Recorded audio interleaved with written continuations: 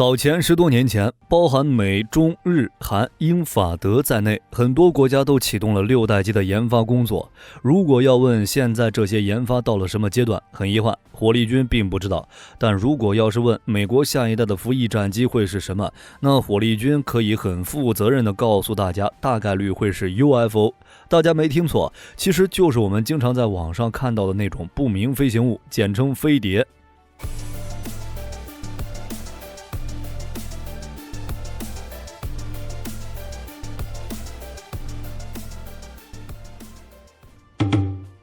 这一结论绝不是火力军无端猜测，而是根据目前的2种现象推测而来。先来了解一下什么是6代机。2020年9月，美国空军首次透露，其第一架6代机的全尺寸原型机已经试飞，很可惜没有视频和画面。2022年4月29日，美国空军时报透露，美空军正在秘密研制下一代空中优势未来战斗机，简称 NGAD。这一次，他们给出了概念图。今年5月，美国著名军火巨头诺格公司发布了2段企业文化宣传视频。虽然视频长度只有16秒，但是画面背景中出现的多款全新概念战机还是让人眼前一亮。在这些概念机当中，有一个型号很可能就是该公司竞争美国空军第6代战斗机计划的主战机。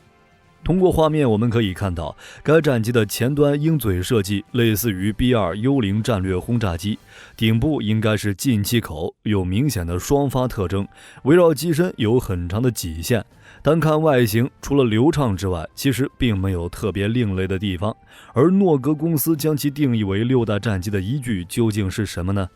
提到 B-2， 大家都知道，就在前几天，全球第一架6代轰炸机 B-21 突袭者成功首飞。单从外形来看，它和 B-2 幽灵轰炸机除了尾翼，其他的差别并不算太大。和第6代战机一样，为什么 B-21 是第6代，而 B-2 却不是呢？和诺格公司的概念机型一样，之所以将它定义为6代战机，说明这些机型实现了或者实现了部分美国之前提出的6代机设想概念。比如拥有强大的信息化作战能力，拥有良好的隐形能力，拥有超视距打击的能力，人工智能技术深度介入，有人和无人模式的可切换能力，有人机与无人机编队作战的能力等等。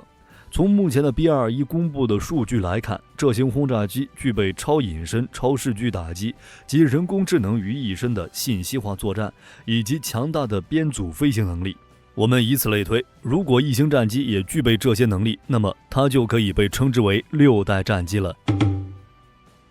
既然是6代，也就是说新型战机不可能被现在的雷达技术发现，被发现就不是6代。这个悖论很好理解。所以美国目前的主流战机像 F-22 或者 F-35 只能被称为5代。这2型战机多少都有上面所说的能力，但能力又不是很足。比如 F-22， 它虽然具备隐身和超视距打击能力，但是和美国空军的跨平台通讯却存在着严重障碍，需要另外携带 Talon Hat 吊舱才能与 F-16、F-15 等机型建立通信连接。如此一来，又牺牲了原有的隐身能力。F-35 也是一样，在隐身方面做得非常好，蒙皮可以长期在航母上经受风吹雨打，性能完全不影响。但如果想要具备超远视距的打击，其内置弹舱是远远不够的，就连挂载一枚反舰导弹都要外置吊舱，最后的结果仍然是牺牲隐身能力。除了打击能力和隐身性能，以上这2型战机在人工智能、有人和无人模式的切换这2项技术上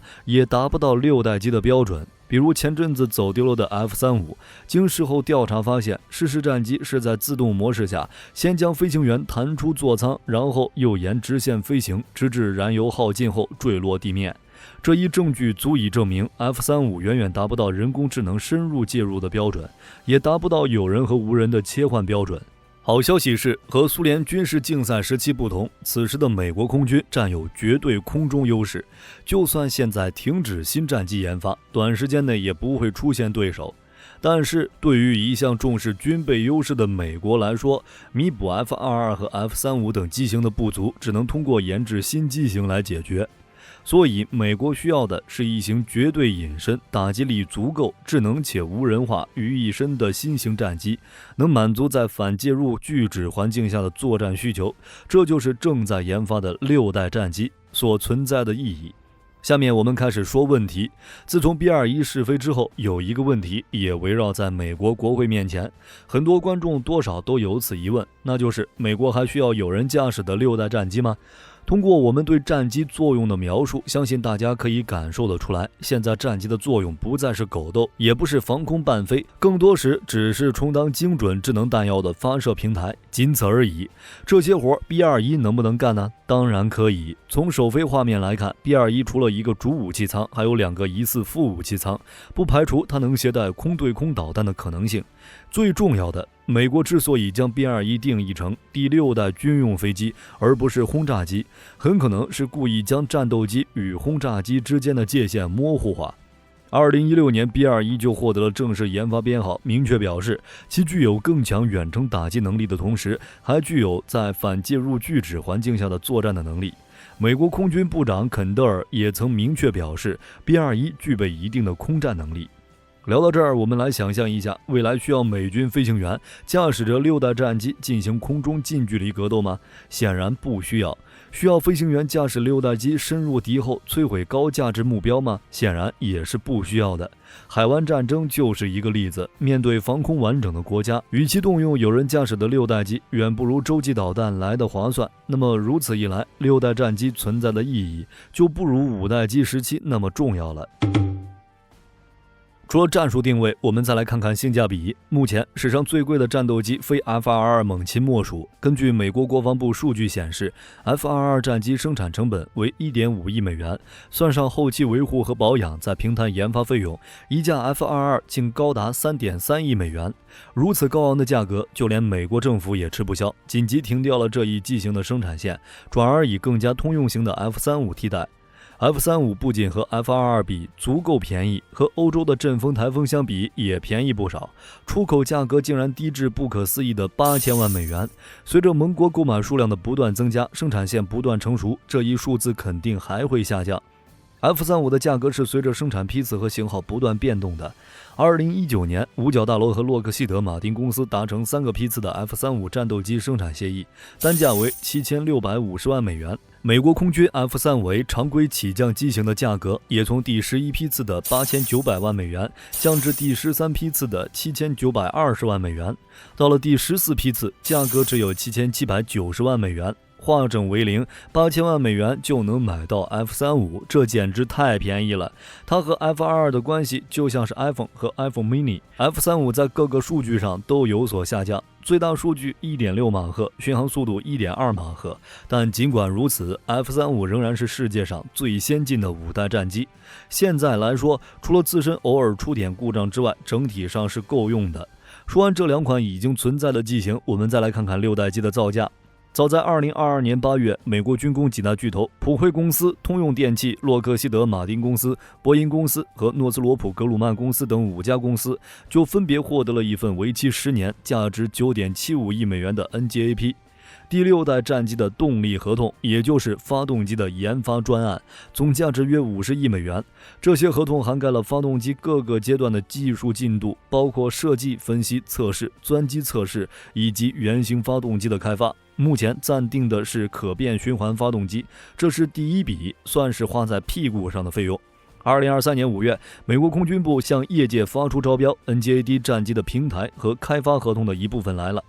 美空军部长弗兰克·肯德尔指出 ，NGAD 平台是空中主宰系统的一个关键组成部分。相较于其计划替代的 F-22 战斗机 ，NGAD 平台兼具对空对地攻击能力，将增强杀伤力、远航能力、战场生存力、装备互用性和环境适应性。此部分合同的主要内容为平台、系统、机载电子和架构设计。武器方面，除了现有的激光系统，也会被一体式嵌入，总投入23亿美元。根据前2项投入，目前各大公司给出的回馈是，每架 NGAD 战机的成本预计会超过3亿美元，或接近4亿美元大关。按照美国这些军工巨头的尿性，既然他们说接近4亿美元，那最终的造价只会多出来一点，绝对不会少于这个标准。这个造价可以说完全在火力军的猜测之中，当然也在美国空军的预计之中。我们假设这架6代战机真的研制成功了，那么大概率和 F-22 一样，也是要禁止出口销售的。如此一来，价格还要更高。局面会不会和猛禽一样，草草拆除生产线，转而更为廉价的机型代替呢？这只是一个可能，而最关键的，现在的 F-35还能领先很长一段时间。在没有潜在威胁的情况下，6代战机的如此高昂的价格，同样也是尴尬至极。这是火力军的个人猜测，其实美国空军对此也早有了两手准备。考虑到采购下一代有人驾驶飞机的成本高昂，美国空军早在2007年开始就部署了数量众多且价格便宜的 CCA， 也就是无人机。这些无人机可以和载人战斗机协同运行或自主运行，在战斗场景中负担火力输出的角色。与有人驾驶战斗机一起飞行的 CCA 可以无缝接收和执行飞行员的命令。无人机所携带先进的传感器、电子战系统和额外的弹药，能发挥出不同的作用，可以充当射手、干扰机或传感器等等。如果说要对目标区域形成火力覆盖， CCA 足够了，远距离侦察 CCA 也没问题。从这一现象来看，短时间内美国空军对6代机的需求远没有其他国家对于5代机的需求那么强烈。这也可以说明，美国对于6代机的定义只是锦上添花，而非雪中送炭。价格太高，国会肯定不买单，哪怕前期已经投了近100亿美元的研发资金。花费巨资研制一款武器，最后突然停掉的例子，在美军特别常见，像 XB-70 女武神轰炸机、科曼奇隐身侦察直升机等等。女武神是因为和洲际导弹的作用重叠，而科曼奇则是和无人侦察机的作用重叠。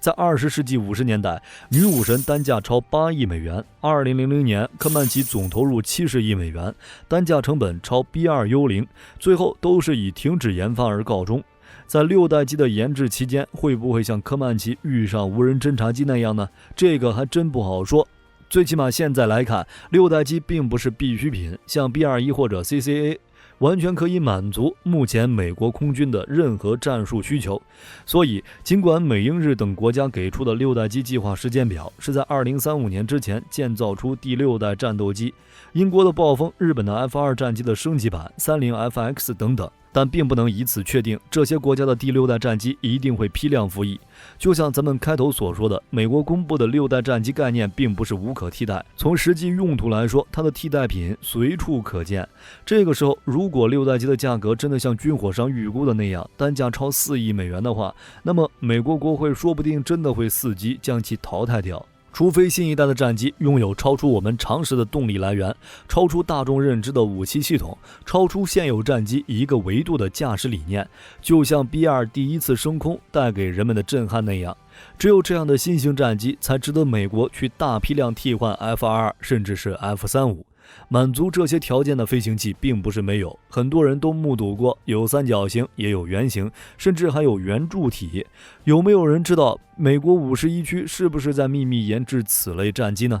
好了，本期节目就是这些了。关于飞碟的内容主题算是开玩笑，主要说的是6代战机的定义和性价比。喜欢的观众别忘了点赞订阅。我是火力军，下期节目我们再见。